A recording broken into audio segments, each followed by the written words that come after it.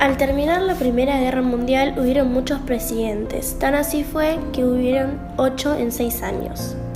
El único logro de este periodo fue la modificación de la enmienda Platt de la Constitución de Estados Unidos, donde establecía que la isla era independiente. Batista llega a la presidencia ayudado por los sindicatos en 1940 y en este mismo año se vota una nueva constitución donde la isla pasa a ser una república democrática. Luego en 1952 el sindicalismo ayuda a Batista a asumir con un golpe de Estado y lo mantuvo hasta 1959. En 1953 Fidel Castro comienza a manifestarse contra Batista y es condenado a cárcel. Luego de que cumple la condena, constituyó el movimiento del 26 de julio que continuó la lucha contra la dictadura de Batista. El 1 de enero de 1959, Batista abandona el poder y asume Manuel Urrutia y este nombra como jefe de gobierno a Fidel Castro. Luego, los intereses norteamericanos comenzaron a manifestarse y Castro comenzó a buscar clientes para el azúcar, ya que era esencial para la economía de la isla. Adquirió contactos entonces con la Unión Soviética. El presidente norteamericano Eisenhower suspendió en 1960 la cuota azucarera que se adquiría de Cuba. Ayudó a los emigrados cubanos a organizarse militarmente y decretó el embargo de todas las exportaciones norteamericanas destinadas a la isla. Castro respondió acusando a Estados Unidos de la voladura de la cumbre que causó 75 muertos. Al mismo tiempo, se estrechaban las relaciones políticas y económicas con la Unión Soviética y con los demás países del área socialista. Entonces, el presidente de Estados Unidos rompió relaciones diplomáticas con Cuba. Y Estados Unidos intentó aislar a Cuba y presionaron a los gobiernos europeos para que rompieran relaciones diplomáticas y comerciales con este país. La Revolución Cubana fue un movimiento popular que derrocó al gobierno del presidente Fulgencio Batista en enero de 1959. Con el proceso revolucionario se implantó en Cuba el sistema socialista, con el gobierno no siendo liderado por Fidel Castro. La revolución implantó en Cuba el régimen socialista y vinculó la isla caribeña política y económicamente a la Unión Soviética. Antes de 1959, Cuba era un país que vivía bajo la influencia de Estados Unidos. Las industrias de azúcar y muchos hoteles estaban dominados por grandes empresarios norteamericanos. Los Estados Unidos también influían mucho en la política de la isla, apoyando siempre a los presidentes pro Estados Unidos.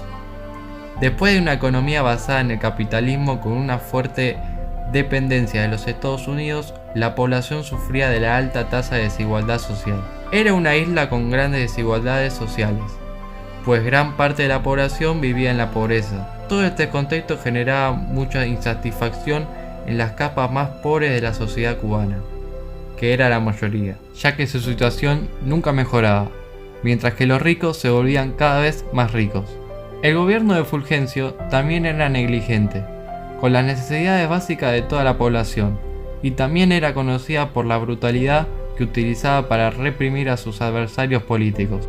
Cuba sufría por los altos niveles de inflación generada por la Primera Guerra Mundial, y con su economía basada en el monocultivo de la caña de azúcar, los Estados Unidos siendo su comprador casi exclusivo.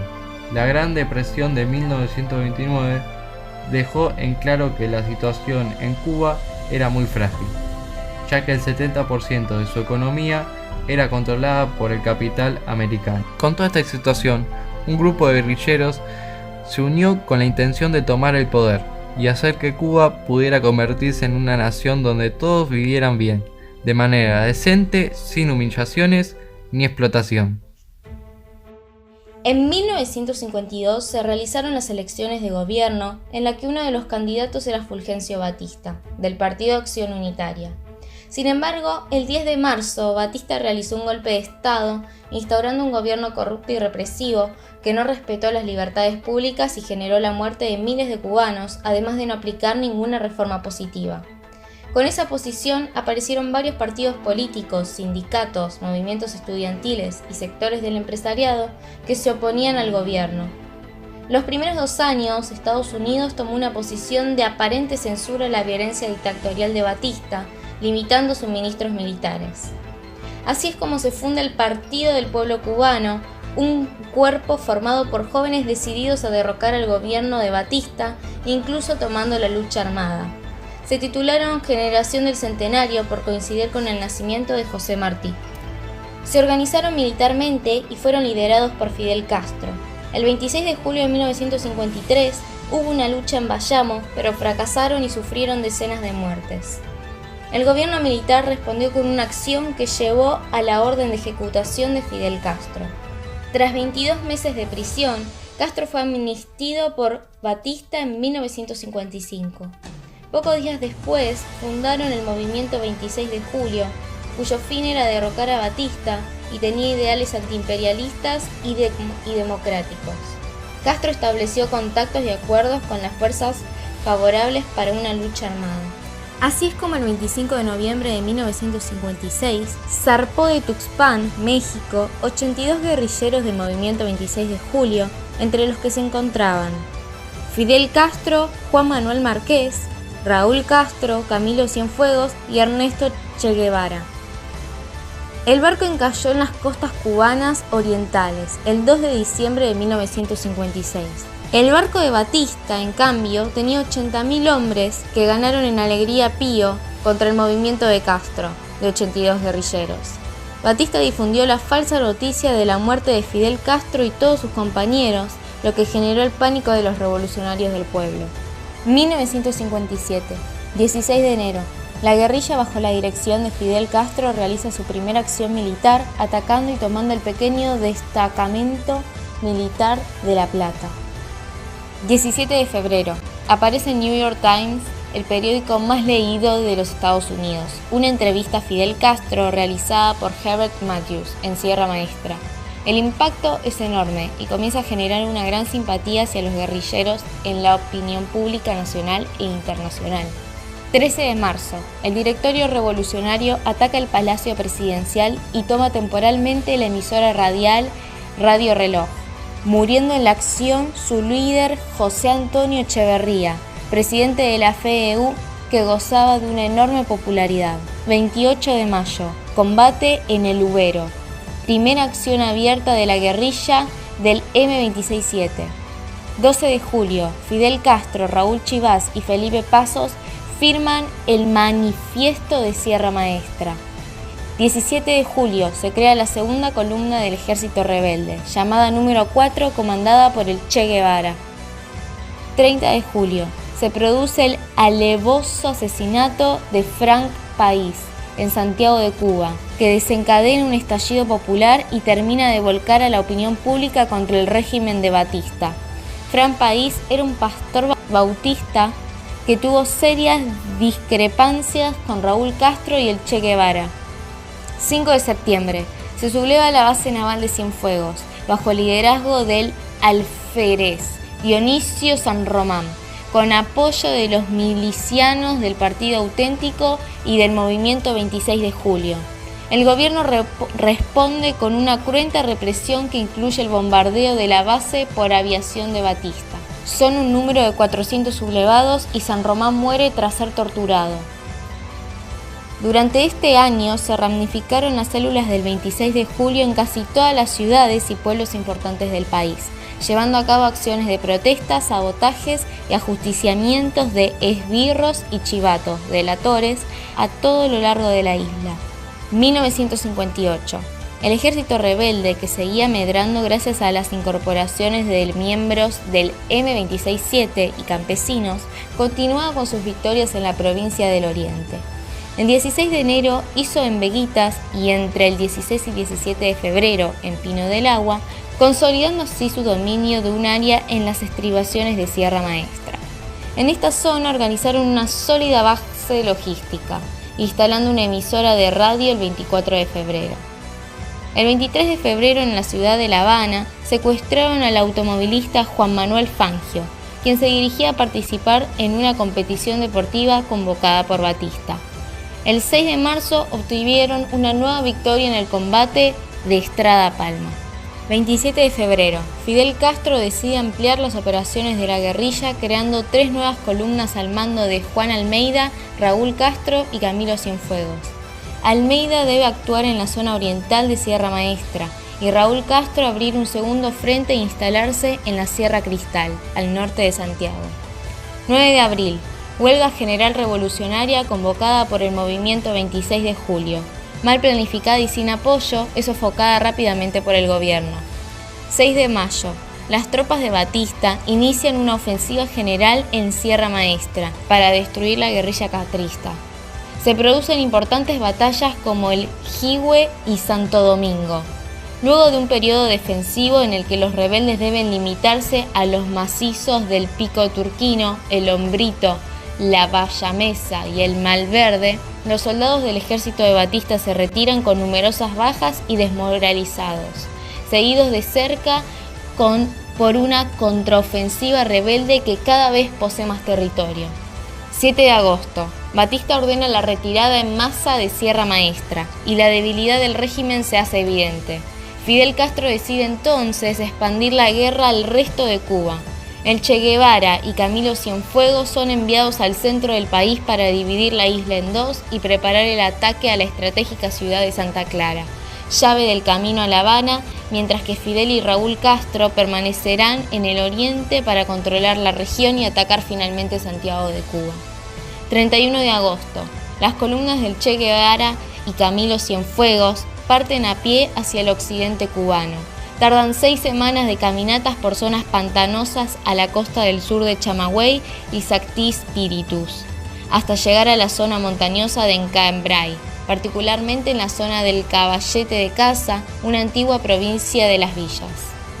En septiembre y octubre, una vez establecidos en el centro de la isla, el movimiento 26 de julio coordina sus acciones con otras fuerzas guerrilleras actuantes en la región, como el Directorio Revolucionario, el Segundo Frente Nacional de Encambray y el Partido Socialista Popular Comunista, y organizan el apoyo logístico. En el oriente, las fuerzas rebeldes, ya dueñas de parte de los llanos, cercan las principales ciudades. El 3 de noviembre se realizan unas amañadas elecciones presidenciales, pero ninguna fuerza política les concede legitimidad. Del 20 al 30 de noviembre hay una batalla de Guisa. Fines de noviembre, el gobierno intentó una ofensiva sobre las posiciones guerrilleras instaladas en Encambray. El 4 de diciembre, las tropas comandadas por el Che Guevara y Camilo Cienfuegos pasan a la ofensiva, atacan los regimientos de la zona central de la isla y con el fin de aislar las tropas gubernamentales. Para fines de diciembre de 1958, la debacle de la dictadura de Batista aparecía como inevitable. El 28 de diciembre, las milicias comandadas por el Che Guevara iniciaron el decisivo ataque contra la ciudad de Santa Clara, llave del centro de la isla y último reducto antes de La Habana. El 31 de diciembre, cuando las tropas rebeldes tomaron el tren blindado de gobierno había enviado para fortificar la ciudad, Batista decidió ir a Santo Domingo junto con el presidente electo Andrés Rivero Agüero, quedando el país virtualmente acéfalo y a cargo del general Eulogio Cantillo. Luego de la reunión entre Fidel Castro y el general, este intento de organizar una junta militar con sede en el regimiento del Campo Columbia, con el magistrado Orlando Piedra. Posteriormente se crea otra encabezada por el coronel Ramón Manquín, que había estado preso en las Islas de Pinos por conspirar. En la madrugada del 1 de enero de 1959, las tropas del Segundo Frente Nacional de Encambray, comandadas por Eloy Gutiérrez Menollo, entraron a La Habana. Al día siguiente llegaron las tropas del Movimiento 26 de Julio, comandadas por Camilo Cienfuegos y el Che Guevara, tomando sin resistencia el regimiento del Campo Columbia y la fortaleza de San Carlos de la Cabaña, respectivamente. Al entrar al Campo Columbia, Cienfuegos excluyó del mando al coronel Barquín y detuvo al general Cantillo. Poco después, las tropas del Directorio Revolucionario, al mando del Faure Chomón, ocuparon el Palacio Presidencial, lo cual originó una crisis entre las fuerzas revolucionarias. Simultáneamente, el mismo 1 de enero, Fidel Castro entró triunfante a Santiago de Cuba, declarando la capital provisional de Cuba y proclamando al magistrado Manuel Urrutia Leó como presidente de la nación.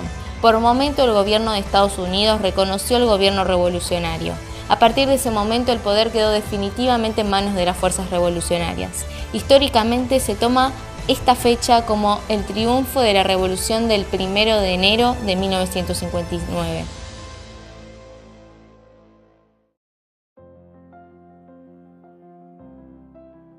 Las consecuencias de la Revolución Cubana. Una de las primeras medidas del gobierno revolucionario fue expropiar bienes de ciudadanos estadounidenses y cubanos que dejaron a la isla a causa de la revolución. De esta manera, Estados Unidos responde con el embargo económico en 1960, prohibiendo el comercio de su país con Cuba. Principal consecuencia de la revolución fueron la prohibición del comercio entre Cuba y Estados Unidos. En 1961, Estados Unidos rompe relaciones diplomáticas con Cuba. Nacionalizaron bancos y empresas. Reforma agraria. Reformas en los sistemas de educación y salud. En 1962, durante la Guerra Fría, Cuba es expulsada de la Organización de los Estados Americanos, acusado de difundir la subversión en todo el continente. En 1965, Fidel Castro funda el Partido Comunista Cubano. Aislado, Cuba comenzó a recibir ayuda financiera de la Unión Soviética. A partir de entonces, Cuba se convirtió en una nación socialista.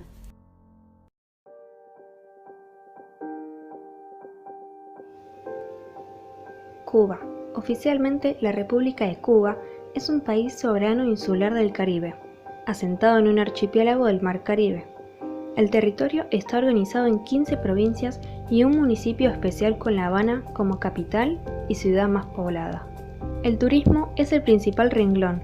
Otras industrias importantes son el azúcar de caña, tabaco, níquel, ron, café y desde hace algunos años la farmacéutica y biotecnológica. Cuentan con excelentes resultados olímpicos, un lugar destacado en el deporte mundial y la práctica masiva y gratuita.